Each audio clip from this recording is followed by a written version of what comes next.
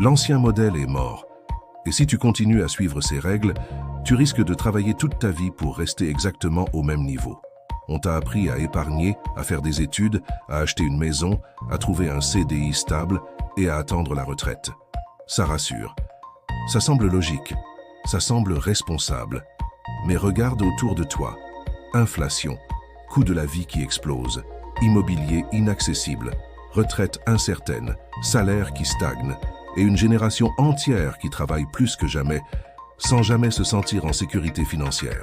Aujourd'hui, on va démolir 7 mensonges sur l'argent qui te garde pauvre en 2026. Pas pour te choquer gratuitement, mais pour que tu comprennes les nouvelles règles du jeu.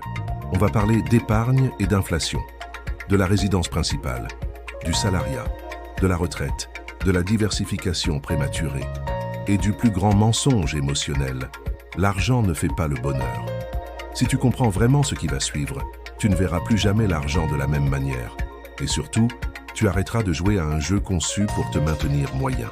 Premier mensonge, épargner rend riche. On t'a dit, mets de l'argent de côté chaque mois, sois patient et tu finiras par être à l'aise.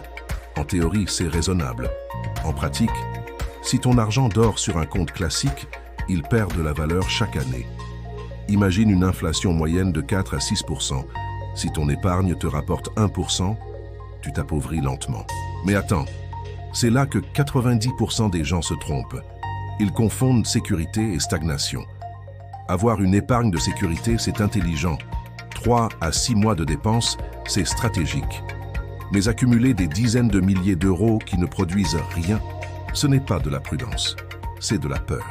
L'argent doit travailler. Toi, tu travailles déjà assez. L'erreur que j'ai faite pendant des années, me sentir responsable parce que j'économisais. J'avais l'impression d'avancer. En réalité, je faisais du surplace. Le vrai changement est venu quand j'ai compris la différence entre stocker de l'argent et investir du capital. Stocker, c'est défensif. Investir, c'est offensif. Et dans une économie moderne, rester uniquement en défense, c'est perdre. Deuxième mensonge. La résidence principale est un actif. Celui-là est sacré. On t'a dit, achète ta maison. C'est le meilleur investissement de ta vie. Vraiment? Un actif, par définition, met de l'argent dans ta poche. Une résidence principale te coûte crédit, intérêt, taxes, entretien, travaux, assurance. Oui, elle peut prendre de la valeur. Mais tant que tu vis dedans et que tu ne la monétises pas, elle ne génère pas de cash flow. Elle immobilise ton capital. Et là, je ne dis pas qu'acheter est toujours une mauvaise décision. Je dis que croire que c'est automatiquement un actif intelligent est une simplification dangereuse. Surtout en 2026, avec des taux élevés et des prix historiquement tendus dans certaines zones. Imagine que tu bloques 300 000 € dans un bien qui ne génère rien pendant 20 ans. Quel est le coût d'opportunité? Combien de business? Combien d'investissements productifs? Combien d'actifs numériques ou financiers aurais-tu pu créer avec cette capacité d'endettement? Pose-toi la question. Est-ce que tu achètes pour construire de la richesse ou pour te sentir adulte et validé socialement?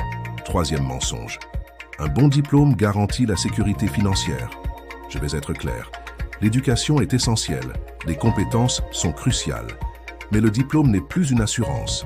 Le marché valorise la compétence rare, monétisable et adaptable, pas le papier encadré. En 2026, un développeur autodidacte performant, un expert en marketing digital, un copywriter élite ou un monteur vidéo stratégique peut gagner plus qu'un diplômé qui n'a jamais appris à vendre sa valeur. Le monde récompense la création de valeur, pas le statut académique. Et c'est là que beaucoup restent bloqués. Ils accumulent des formations, des certifications, des années d'études, mais ils n'apprennent jamais à générer du revenu de manière autonome. La question n'est pas « quel diplôme as-tu ?», la question est « quelle valeur peux-tu créer que le marché est prêt à payer cher ?» Quatrième mensonge. Le salariat stable est le chemin le plus sûr. Ça peut l'être, à court terme. Un salaire fixe rassure, il structure, mais il plafonne. Regarde les chiffres froidement. Si tu gagnes 2 500 € par mois et que tu obtiens 3% d'augmentation annuelle, combien de temps te faudra-t-il pour doubler ton revenu? Maintenant, compare ça avec le développement d'une compétence à forte valeur que tu peux monétiser en parallèle. Le salariat n'est pas le problème. La dépendance totale l'est.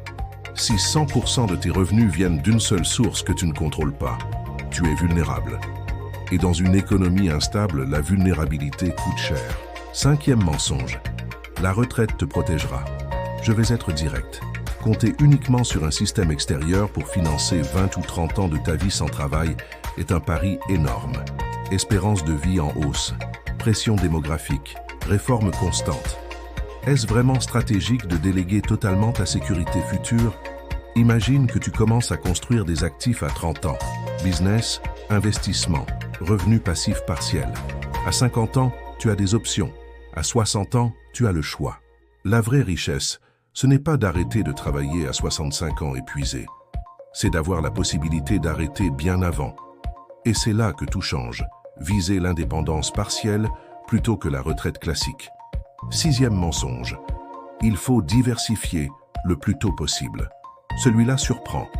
On t'a dit, ne mets pas tous tes œufs dans le même panier. Oui, quand tu as déjà des œufs. Mais au début, la diversification est souvent une excuse pour ne pas s'engager pleinement. Tu investis un peu en crypto, un peu en bourse, un peu dans un projet, un peu partout. Résultat, pas d'effet levier massif.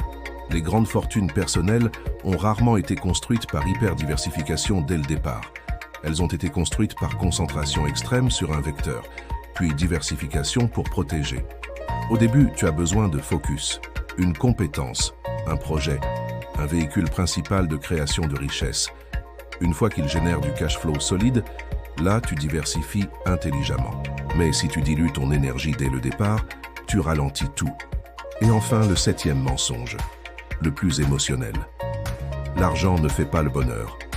Cette phrase est répétée partout et elle est dangereusement mal comprise. L'argent ne garantit pas le bonheur, c'est vrai, mais le manque d'argent garantit le stress, factures impayées, choix limités, opportunités refusées, dépendance. L'argent amplifie qui tu es. Il ne te transforme pas magiquement en personne heureuse, mais il t'offre des options. Et la liberté de choix est l'un des plus grands facteurs de bien-être. Pouvoir dire non, pouvoir prendre du temps, pouvoir aider, pouvoir investir en toi. Dire que l'argent n'a aucun impact sur le bonheur est naïf. Dire que c'est la seule source de bonheur est faux. La vérité est au milieu. Maintenant, si l'ancien modèle est mort, quelle est la nouvelle feuille de route pour 2026? Première étape, développe une compétence à forte valeur monétisable. Pas une passion vague, une compétence précise que le marché paie. Marketing digital, vente, automatisation, création de contenu stratégique, tech. Deuxième étape, crée une source de revenus complémentaire, même petite. L'objectif n'est pas de quitter ton job demain, c'est de briser la dépendance unique. Troisième étape, transforme une partie de tes revenus en actifs productifs. Investissement financier, business, produits digitaux. Pars dans des projets. Quatrième étape, protège ton temps comme un actif. Moins de distractions, plus de focus, plus d'apprentissage stratégique. Et surtout, cinquième étape, pense en décennies, pas en mois.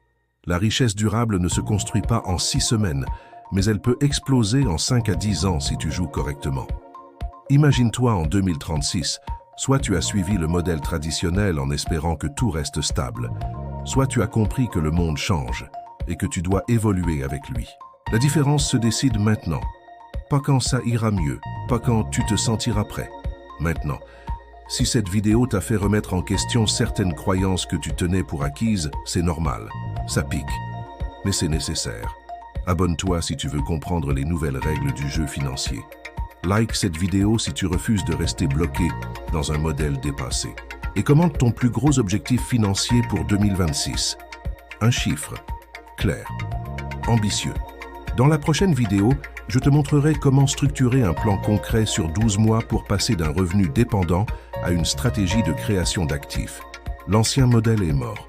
À toi de décider si tu veux l'enterrer ou être enterré avec lui.